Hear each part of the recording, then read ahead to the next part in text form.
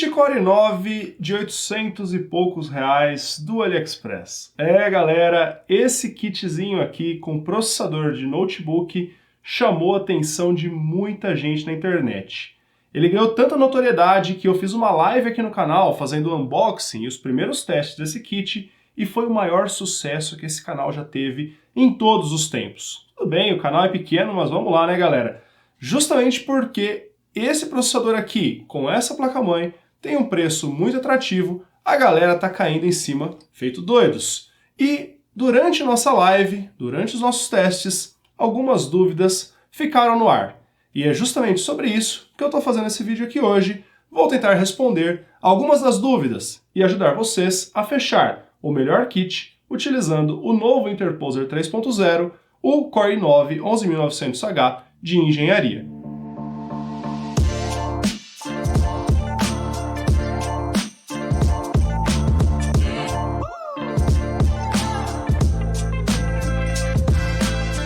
Pois é, galera, quando eu abri a live para fazer o unboxing desse carinha aqui, acho que tinha até muita gente duvidando que eu realmente estava com um desse em mãos.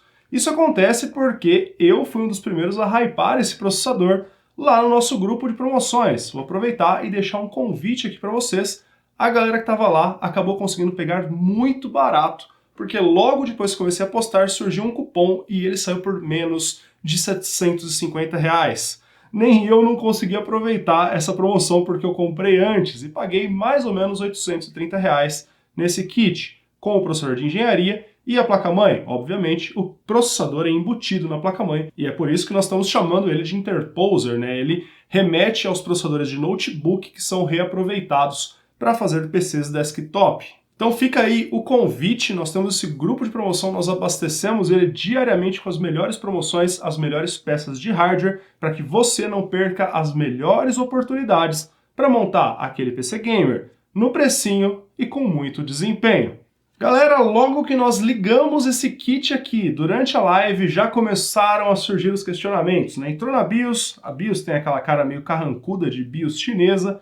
Devo fazer um vídeo explicando as configurações principais, mas já tem algumas coisinhas ali na live. E o nome do processador, Intel 00000, um monte de zero lá.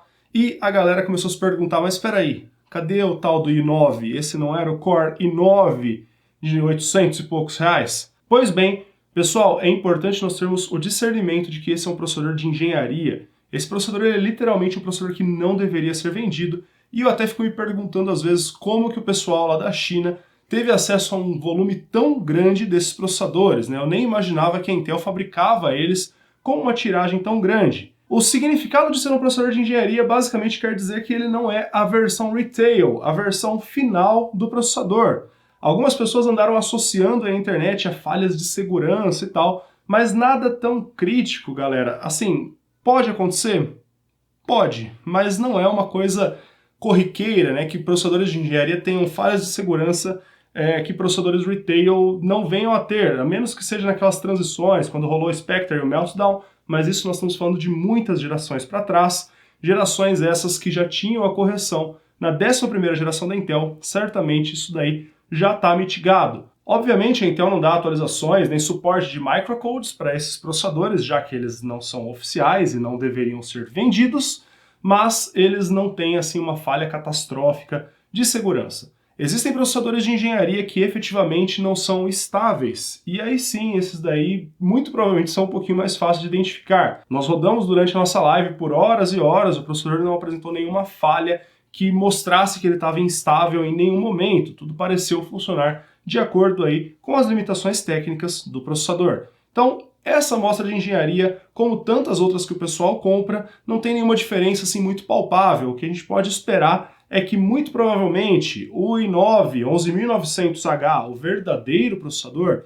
ele deve atingir clocks boost um pouco mais altos, talvez consumir um pouquinho menos de energia, mas no fim das contas ele efetivamente é muito parecido com esse daqui, só algumas especificações diferentes. E já que nós estamos falando de especificações, o carinha que está debaixo desse bloco de metal aqui, que é basicamente um IHS construído pelos chineses, tem 8 núcleos com hyperthreading, então 16 threads.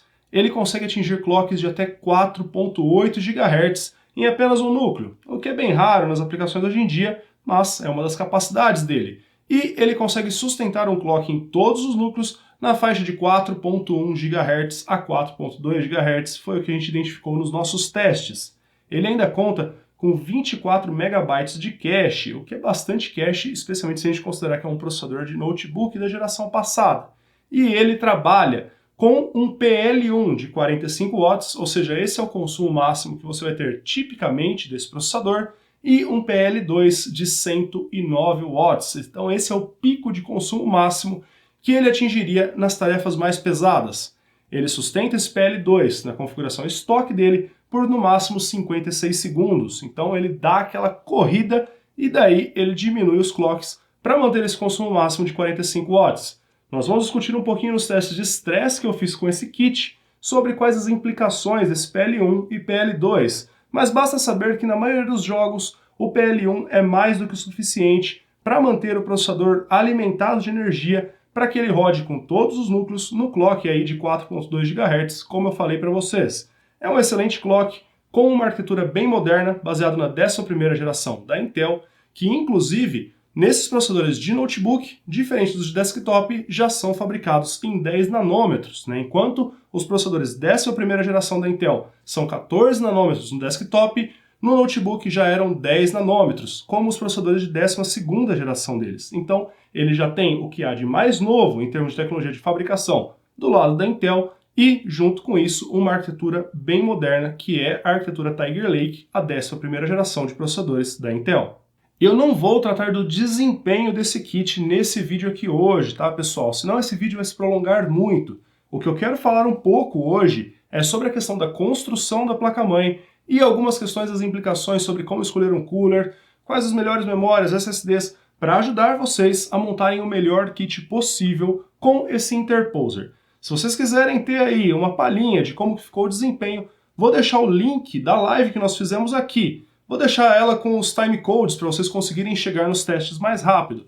Lá tem tanto teste com vídeo integrado, quanto usando uma placa de vídeo top de linha, para vocês saberem o que esse processador realmente é capaz. E me digam aí se vocês gostariam de ver comparações desse processador com processadores mais comuns aí que estão mais ou menos na mesma faixa de preço, como o Ryzen 5500 e o Xeon 2666V3. Se você tiver alguma outra sugestão, deixa aqui por escrito e eu vou tentar providenciar uma comparação para vocês se tiver bastante comentário. Quero saber a opinião de vocês sobre isso, beleza? Galera, então assim, durante nossa live, o que chamou mais atenção, o que gerou mais dúvidas é em relação à construção da placa-mãe. É uma placa-mãe super simples, é uma placa-mãe básica, basta vocês saberem que ela está alinhada com os padrões de placas-mãe mais simples disponíveis no mercado, aquelas com chipsets de entrada. Ah, mas Mário, vai colocar um i9 numa placa-mãe de entrada? Pois é, galera, obviamente isso tem implicações negativas, mas esse é um kit de baixo custo. E placas-mãe, top de linha, tem tanta funcionalidade que normalmente acabam sendo tão caras quanto eventualmente um processador top de linha. Como nós estamos falando de um kit que tem placa-mãe e processador por cerca de 820, 830 reais, fica muito difícil falar que ela teria uma placa-mãe super cheia de funcionalidades. Porém, eu diria que o que essa daqui entrega até que está bastante alinhado com o que tem de moderno aí nos modelos mais simples. E acho que para a maioria das pessoas, especialmente os gamers, é mais do que suficiente para ter um PC bem completo. Vamos comigo. Galera, ela utiliza o PCH, né, ou o chipset original desse processador, que é o Intel HM570.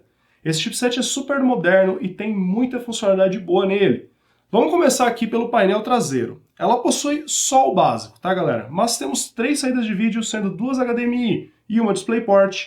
Nós temos 4 saídas USB 3.2 e as 4 são de 10 gigabits, galera. Então, eles não economizaram, eu imaginei que eles fossem utilizar de 5 gigabits para sair um pouquinho mais barato que o chipset dá suporte, mas não, foram de fato para USBs de 10 gigabits. Além disso, ela tem som com o codec Realtek ALC897, que é bastante comum em placas-mãe de entrada hoje em dia, e ela possui uma placa de rede gigabit, o básico do básico com relação à rede e som. Porém, aqui tem um bom conjunto de funcionalidades, mais moderno, por exemplo, do que os kits Xeon que muita gente compra quando quer economizar uma grana. Pode fazer sentido dependendo do tipo de fluxo de trabalho ou os periféricos que você usa, partir para um kit desse justamente por causa dessas portas USB e o fato de ter vídeo integrado. Se nós formos então para as conexões da placa-mãe em si, são 4 portas SATA 3, todas SATA 3 mesmo. Além disso, ela tem 2 slots apenas de memória, não dá para utilizar 4 memórias, mas ela suporta Dual Channel tranquilo. Ela possui um conector de fãs de gabinete aqui embaixo, 2 aqui em cima, sendo que um dos de cima e um dos de baixo são de 4 pinos e são controláveis pela BIOS. Já o de 3 pinos não é possível controlar e vai sempre rodar na rotação máxima. E por fim vocês encontram aqui um conector que permite estender mais 2 portas USB, são USB 3.2, mas eu não consigo garantir se são de 5 ou de 10 gigabits. Além disso, temos 2 conectores aqui que cada um deles permite você colocar mais 2 portas USB 2.0 para os seus gabinetes. Então, no geral, uma placa simples, mas com bastante conectividade. Partindo para os slots da placa, nós temos aqui um slot PCI Express X16 4.0 conectado diretamente ao processador, e todas as 16 linhas são funcionais, são 4.0, já testei, perfeito. Ele também tem um slot M.2 PCI Express 4.0 X4, também conectado ao processador. Esse processador oferece 20 linhas PCI Express 4.0, bastante moderno, bastante alinhado com os processadores mais modernos. Por fim, os slots aqui de baixo são conectados ao PCH. Nós temos um slot PCI Express 3.0 X4, aqui o NVMe, o secundário, um slot PCI Express X1, também conectado ao PCH, e aqui um slot NGFF para cartões Wi-Fi, também trabalha em PCI Express 3.0 X1 e também é conectado ao PCH. Um fato interessante, para quem está acostumado a ver meus vídeos sobre topologia, esse PCH aqui se conecta com o processador por 8 linhas DMI 3.0. Isso garante uma banda máxima de até 8 GB por segundo. Considerando que esses slots e as conexões do painel traseiro são conectados ao PCH, eu imagino que ele tem banda disponível para vocês usarem tudo isso ao mesmo tempo, sem nenhum tipo de perda de desempenho, algo que nem as plataformas de entrada mais modernas às vezes oferecem.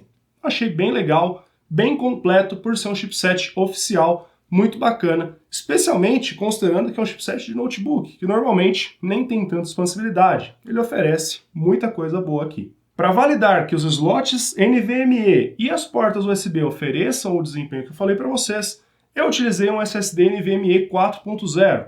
Fui conectando em uma por uma e depois utilizei um case NVMe de 10 GB para testar as frontais. E passei o Crystal Disk Benchmark em todas as conexões possíveis. Vou deixar aí na tela para vocês verificarem que, de fato, o primeiro é 4.0, o segundo 3.0 e as portas são de 10 GB. E por fim, sobre as memórias, acho importante citar para vocês que nesse kit aqui, diferente do meu kit 11800H, o outro interposer que eu tenho, esse aqui eu não consegui passar do clock de 3.200 megatransfers por segundo, então as memórias ficaram limitadas a 3.200, como diz o anúncio do vendedor. Nesse caso, não me parece fazer sentido investir em memórias de mais alta velocidade. Ficar ali na faixa de 3.000, 3.200 já seria o suficiente, até porque a especificação oficial do processador é apenas 3.200 e esses processadores não devem ganhar tanto desempenho com investimentos mais altos em memória. Faz mais sentido, às vezes, para um processador Ryzen da série 5000 ou algo do gênero. Aqui, obviamente, a ideia é comprar algo barato que vai tirar o máximo possível de desempenho sem quebrar a banca, não é? Bom, pessoal, já falei um pouquinho sobre as funcionalidades da placa, conexões, conectividade geral. Agora é hora da gente discutir um pouco sobre aquilo que mais incomodou a galera durante nossa live, que é o VRM dessa placa-mãe. Pois é, galera, não foi aí um grande sucesso por conta da temperatura. E eu tenho alguns pontos para nós avaliarmos. Mas antes de nós entrarmos nesse ponto, vou pedir para você que, se você está gostando desse vídeo, deixa aqui o like, deixa um comentário, se inscreve aqui no canal, você ajuda o canal a crescer, você ajuda o YouTube a entregar esse vídeo para mais pessoas, beleza? Muito obrigado! Então vamos lá, galera! O kit do Core i9 de engenharia possui 7 fases no VRM, 3 localizadas aqui em cima, 4 aqui do lado, o que eu suspeito ser uma separação de 4 fases para o V-Core, ou seja, que alimenta os núcleos da CPU, e 3 fases que alimentam o Uncore, que compreende basicamente o vídeo integrado e a parte como cache, front-end e outras partes da CPU que não são exatamente os núcleos. A CPU tem várias partes funcionais e elas obviamente precisam de energia. O arrefecimento dessas 7 fases é feita por 2 pequenos dissipadores. Mas espera aí, 2 dissipadores? Pois é, pessoal, se vocês entrarem na página do anúncio agora, vocês vão ver que o vendedor acrescentou lá a informação de que todas as placas dessa daqui enviadas a partir do dia 5 de dezembro estão indo com um dissipador pequenininho aqui em cima e mais esse aqui do lado. Em uma conversa com o vendedor, ele me pediu desculpas pela situação como a minha placa veio e disse que colocaria esse adendo lá no anúncio e que todo mundo que comprar a partir de agora pode esperar que a placa-mãe vai ter aquele pequeno dissipador que aparece nas fotos aqui em cima. Essa, obviamente, foi a seção que ficou sobre mais estresse quando nós estávamos jogando com o vídeo integrado. Já essa daqui ficou sobre mais estresse quando nós estávamos rodando programas que utilizam, por exemplo, a VX ou jogos mais pesados com a placa de vídeo. Então, obviamente, ter o dissipador aqui em cima vai ser mais útil para quem vai utilizar o vídeo integrado. Mas, como eu disse, muitas regiões da CPU são alimentadas por essas fases, elas não são só para o vídeo integrado. E, obviamente, melhor para a durabilidade da placa-mãe se houver um dissipador aí em cima. E bom, pessoal, apesar do Core i9 11900H ser tecnicamente um processador leve, durante a nossa live o desempenho do VRM foi bem assustador, talvez. O primeiro cooler que decidimos utilizar na nossa live foi um cooler de torre, o Gamex GTE V2, que é um cooler que eu gosto muito e indico muito aqui no canal. O problema, pessoal, é que por ser um cooler de torre, ele não faz nenhum tipo de refrigeração, ele não joga ar na placa-mãe. Apenas, é claro, o ar que passa ali por cima do VRM, mas numa altura mais alta ali do que efetivamente aonde está o dissipador do VRM. Durante os nossos testes com o Gamex GTE, nós vimos o dissipadorzinho e os componentes analógicos ali da seção do VCore atingir mais de 91 graus Celsius enquanto nós estávamos apenas jogando. Não foi teste de estresse, foi apenas jogando, galera. E isso foi muito decepcionante. Afinal de contas, enquanto nós estamos jogando, a CPU está consumindo aí, sei lá, picos de 50 watts, no máximo 60 e normalmente menos de 40, e mesmo assim foi o suficiente para colocar numa situação de estresse térmico bem alta. Apesar de provavelmente esses componentes suportarem até temperaturas maiores, isso sem dúvida não faz bem para a longevidade do kit. Não adianta nada a gente pagar barato e logo depois ele dá algum tipo de problema. Mas é uma pena, uma vez que é um kit muito bom, e eu decidi procurar aí uma salvação. Quando eu fiz os testes com o i7 11800H, que é o meu outro kit interposer, nós utilizamos o coolerzinho box da Intel. Aquele modelo padrão para LGA 1200, todo em preto, com uma basezinha de cobre, e por mais simplesinho e basiquinho que ele seja, ele conseguiu dar conta de manter tanto a CPU numa temperatura relativamente tranquila, a gente já discute o que é tranquilo para um processador de notebook, mas principalmente o VRM da placa-mãe ficou numa situação bastante razoável ali, numa situação que eu trabalharia o dia todo sem ter nenhum tipo de preocupação. E foi justamente isso que eu procurei ao utilizar o Cooler Box da Intel nessa placa-mãe aqui. E bom, pessoal, apesar do Cooler Box da Intel ter dado conta, de certa forma, né, teve uns picos de temperatura e tal, coisas que a gente precisa discutir, eu gostaria de encontrar alguma outra opção viável. Acontece que às vezes achar o Cooler Box da Intel para vender pode não ser tão fácil, né? Normalmente eles vão ser usados e tal, e ele não tem aquele desempenho térmico, além de não ser tão bonito. Então eu passei hoje, durante o dia, tentando entender o que eu poderia utilizar e fazer alguns testes com esse kit. A primeira coisa que me veio na cabeça foi o meu site Shoten, esse baita desse coolerzão aqui, com certeza não teria dificuldade nenhuma em manter refrigerado esse kit. Acontece, galera, que esse cooler custa, sei lá, 30, 40% do valor do kit inteiro e tornaria ele totalmente inviável. Se você for gastar muita grana com refrigeração só para manter um kit chinês com adaptação funcionando, vale muito mais a pena comprar um kit Ryzen 5600 ou alguma coisa similar, que você vai ter um desempenho muito similar em produtividade e superior em jogos. E então me veio um estalo. Eu tinha montado há algum tempo aqui no canal, vou até deixar o link aqui para vocês se vocês quiserem conhecer esse trabalho, um servidor de arquivos, um NAS, o qual eu montei com um desses kits chineses, com o kit Xeon. E nele eu utilizei um cooler que joga o ar na placa-mãe, justamente porque eu queria que a placa-mãe ficasse muito bem refrigerada. E foi esse modelo mais basiquinho da GM-RGB que eu utilizei. Esse cooler hoje, ele é um cooler white label, tá, pessoal? A Ovibo também vende ele, e provavelmente várias outras marcas. Ele é o modelo mais simples que a GM-RGB vende no AliExpress. Ele tem aqui 4 heat pipes, a base dele pega os heat pipes, o que até que é bastante legal. ele tem um dissipadorzinho bem simplesinho aqui e uma ventoinha de 120 milímetros peronomútil, né, porque ela é menor do que efetivamente 120 milímetros. Porém assim, né, sendo um cooler que joga o ar na placa-mãe, ele tem uma construção minimamente razoável e não custa tão caro, eu achei que valeu muito mais a pena arriscar nesse daqui do que no Shoten. E, para minha grata surpresa, ele deu conta do recado. Então, vamos dar uma olhada como que ficaram os resultados com esse coolerzinho aqui e depois nós discutimos isso daí um pouquinho mais a fundo. Um ponto bastante interessante que eu tenho que dizer para vocês sobre montar com o cooler da GMRGB é que a ventoinha dele não é essas de altas rotações. E, eventualmente, se vocês forem utilizar um cooler simples, como esse, que tem a ventoinha relativamente silenciosa, pode ser uma boa ideia utilizar ela conectada no conector de 3 pinos. Assim ela vai ficar 100% o tempo todo e você vai ter uma temperatura até mais interessante para o seu kit. Agora, o Cooler Box da Intel, por exemplo, eu até cheguei a fazer testes com ele no 100%, só que ele gira tão rápido, acho que é mais de 4.000 RPM, aquela ventoinha, ela faz muito barulho, né? Então, vale a pena ponderar aí a questão de barulho, a conveniência, né, e ter a temperatura mais baixa.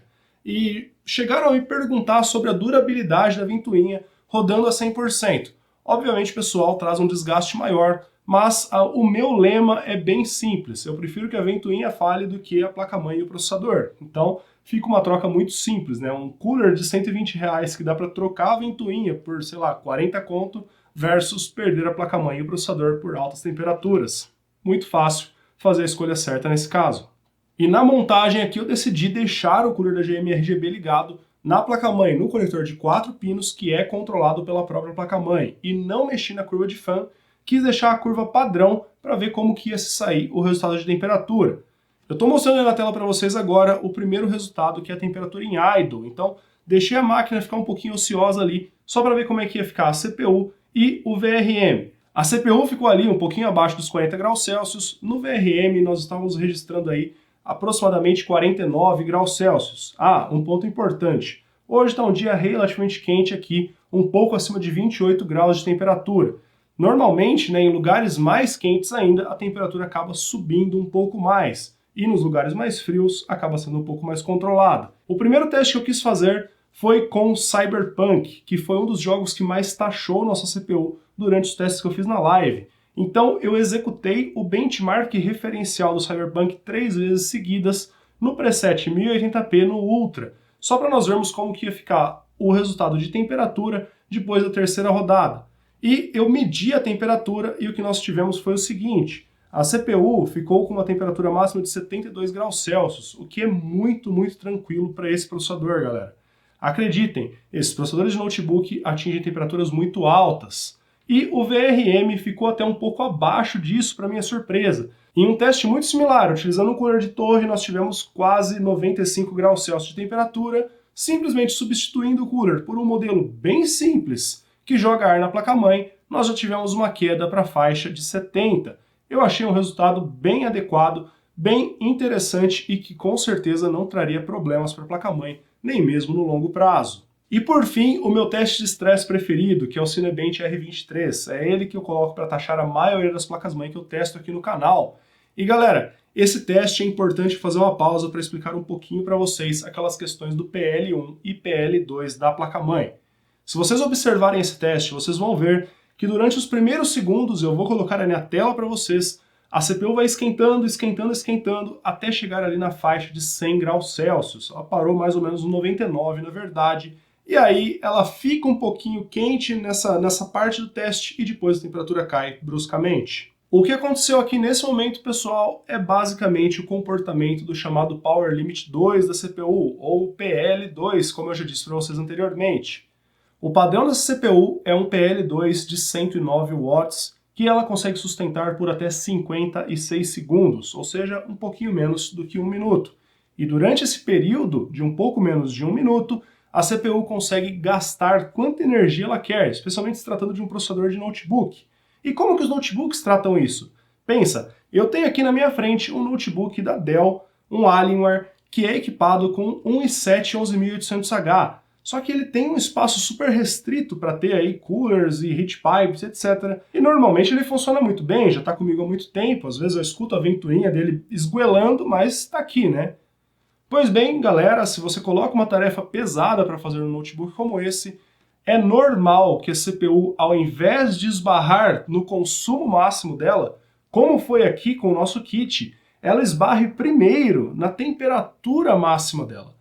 Esses notebooks dificilmente têm capacidade de dissipar 60, 70, 80 watts de energia. E na hora que a CPU realmente engata esse boost, o que acontece é que ela atinge lá os 100 graus Celsius, que é a temperatura máxima que a Intel estabelece para esses processadores. Não é a temperatura que o processador queima, não, essa é a temperatura máxima de operação normal. E a CPU atinge 100 graus, e aí ela fica controlando o clock dela, abaixando o clock dela, para manter esses 100 graus. Ou seja, a CPU literalmente escolhe estar em 100 graus para ter o máximo de desempenho possível durante esse período do PL2, que dura apenas 56 segundos. Nessa nossa placa-mãe não foi diferente. Começamos o teste, a temperatura foi subindo, subindo, subindo, e por incrível que pareça, mesmo com o pequeno coolerzinho aqui da GM-RGB, o resultado foi que a CPU não atingiu aqueles 100 graus Celsius de limite que a Intel estabelece. Ela bateu ali 98, 99 e deu 1 minuto. Caiu o consumo, caiu o clock, caiu a temperatura. É assim que esses processadores móveis funcionam, esse é o comportamento padrão deles. E essa placa até permite que nós troquemos o comportamento padrão por um comportamento mais agressivo.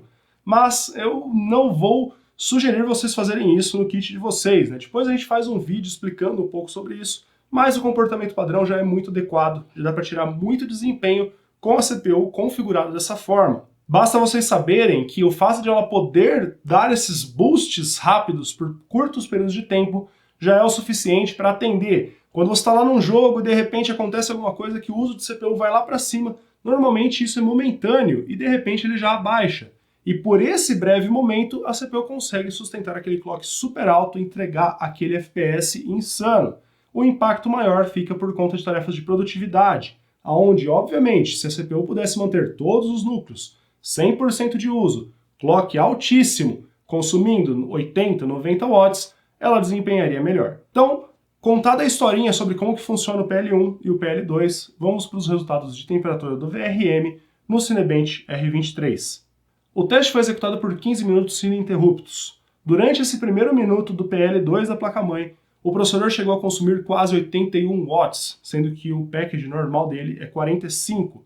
E, nesse meio tempo, ele chegou a bater 99 graus Celsius, que como eu já disse para vocês, eu sei que vocês são bitolados com temperatura, galera, mas como eu já disse para vocês, é normal para a operação desses processadores. Após então esses 56 segundos do PL2, houve a queda para o PL1, 45 watts, a CPU se manteve nessa quantidade de consumo até o final do teste. E foi após esses 15 minutos de teste que eu fui averiguar como que estava a temperatura do VRM. O que nós tivemos foi que, depois de passado esse fim desse boost super agressivo, a temperatura máxima parou na faixa de 74 graus Celsius. Então, não tivemos mais aquela temperatura sustentada de 99 graus Celsius que durou durante esse 1 minuto e caímos aí para uma faixa super adequada de temperatura. Além disso, o VRM também não surtou e a temperatura máxima que foi registrada foi de 80,7 graus Celsius, sendo que no teste anterior, que eu fiz com o Cooler Box da Intel, estava até um pouquinho mais frio do que isso no Cinebench. Apesar do cooler da GM-RGB ter mantido a CPU mais fria, o VRM sofreu um pouquinho mais porque o fluxo de ar não deve ser tão grande quanto da ventoinha da Intel, que gira a 5.000 e todos RPM. No fim, galera, eu achei que o resultado com o cooler da GM-RGB foi bastante interessante, porque ele manteve a CPU uma temperatura um pouco mais baixa no geral do que o cooler da Intel, ele foi mais silencioso e o VRM ficou em temperaturas bem adequadas. 80 graus está super tranquilo, são componentes analógicos, componentes que toleram muita temperatura e eles estavam a menos aí de temperatura do que a própria CPU na maior parte dos testes que a gente fez. Então, acho que foi uma vitória desse coolerzinho aqui que não custa tão caro e viabiliza um kit que tem um desempenho muito, muito legal. Bom, galera, tendo essas informações em mãos, então, vamos para as nossas conclusões e sugestões de kit. Pois bem, acho que não preciso dizer que usar um cooler low profile, um cooler que jogue ar na placa-mãe, não só é recomendável, como deveria ser obrigatório para esse kit. Esses coolers não custam tão mais caro, na verdade tem modelos super baratos. Inclusive aqui no Brasil tem um modelo chamado Rise Mode X5, que no Kabum está menos de R$60. Eu vou deixar o link para vocês na descrição, e ele parece simplesmente ser uma versão genérica desse mesmo cooler da GMRGB. Ou seja, galera, dá para comprar um cooler super barato, sai mais barato até do que comprar um cooler da Intel usado. Acho que pode ser uma boa opção aí, só que eu não testei, então tenho uma certa incerteza aí de resultado. Para quem busca uma solução um pouco mais robusta, eu não diria para gastar o preço, por exemplo, do site Shoten, que custa mais de R$300 tranquilamente. No AliExpress tem algumas opções low profile da Thermalright e da ID Cooling, que são excelentes fabricantes de coolers. Eu vou deixar algumas opções aqui embaixo, eles custam mais caro do que o Rise Mode X5 e mais caro do que o GMRGB, mas eu sei que muitas pessoas às vezes comprariam, por exemplo, water coolers para esses kits. A galera gosta de investir em umas coisas que não tem retorno. E sinceramente, o water cooler aqui é indesejado, tá bom, gente? O water cooler ele tira totalmente o fluxo de ar da região do VRM. Então assim, se você queria investir um pouquinho mais em refrigeração para o seu kit, sai dessa de water cooler, sai de cooler de torre, vamos investir um pouquinho mais nessas marcas um pouco mais renomadas disponíveis no AliExpress. E bom, basta dizer que todos os links de todos os coolers que eu levantei estão aqui na descrição e vocês também encontram no nosso grupo de promoções no Telegram. Galera, passando então para memórias RAM. Eu já testei durante nossa live duas marcas de memória, provavelmente algumas das mais vendidas do AliExpress. E eu diria assim, não vale a pena investir em memória cara. Eu já falei para vocês que esse kit não boota com clocks mais altos do que 3200, pelo menos não o meu exemplar. Então eu diria assim, não vale investir alto em memória. Os modelos que eu testei foram as da Cuso de 3600, que acaba sendo um investimento mais alto do que realmente precisa, e a Asgard de 3200.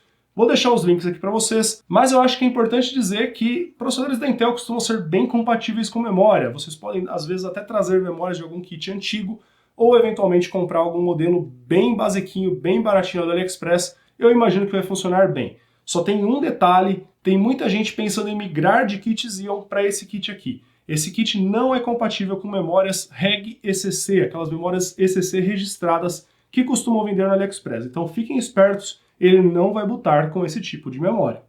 E por fim, galera, para quem deseja utilizar um SSD de alto desempenho aqui, e eu acho que esse kitzinho merece alguma coisa bem filé, porque ele é muito rápido, vocês vão ter boot de Windows muito rápido, instalação de jogo, abrir jogo, carregar jogo, tudo muito rápido se vocês utilizarem um bom SSD nessa placa-mãe. E eu acho que ela merece um SSD NVMe com PCI Express 4.0. Vocês vão ter que utilizar esse slot aqui de cima, o que é perfeito, diferente daquelas placas-mãe diziam que o melhor slot fica debaixo da placa de vídeo só para esquentar seu SSD, aqui não, ele fica acima e vocês podem utilizar um SSD com dissipador. Eu tenho recomendado bastante os SSDs da Asgard e da Netak, mas vou deixar aqui como sugestão também uma marca que está ganhando bastante nome lá no AliExpress, que é a Reletec. A Reletec ela é uma das únicas marcas, se não for a única marca, que na descrição, no anúncio do SSD, vocês encontram todas as peças que vão ser utilizadas. Vai ter o controlador, se tem ou não memória DRAM cache, tudo lá descrito, igual aos meus reviews de SSD. Tô louco para trazer um Reletec aqui pro canal, mas basta dizer que eles são super confiáveis e são uma excelente marca de SSD. Tá? Fica como opção aí o Reletec P400 Pro, que é um modelo NVMe 4.0 de excelente velocidade. E tem também o modelo P600, se vocês quiserem economizar um pouquinho e comprar um 3.0 mesmo. E, obviamente, aqueles que todo mundo já conhece, como o Asgard AN4 e o Netak NV7000, são SSDs que todo mundo conhece e que vocês sabem que são excelentes, vão tirar um excelente desempenho desse kit aqui. Galera, todas essas peças, coolers, SSD, memória e a própria placa-mãe estão na descrição aqui do vídeo e se vocês comprarem com esses links, vocês estão ajudando o canal, ok? Galera, esse era o conteúdo que eu tinha para trazer para vocês hoje. Eu realmente trabalhei bastante aqui para trazer para vocês algumas das melhores recomendações que eu tinha para esse kit. O que vai faltar a gente discutir, de fato, vai ser saber qual que é a melhor placa-mãe que esse kit consegue tocar, só que isso a gente vê num vídeo no futuro, beleza? Caras, se vocês não deixaram um like ainda, se vocês gostaram do conteúdo, vou pedir para vocês deixarem um like, se inscrevam no canal, se não forem inscritos ainda, deixem um comentário, me digam aí quais processadores vocês querem ver comparados com esse kit aqui, para eu ver o que eu vou bolar para um próximo vídeo. Por enquanto, é isso que eu tinha para vocês, vou ficando por aqui. Nos vemos em um próximo vídeo, até mais!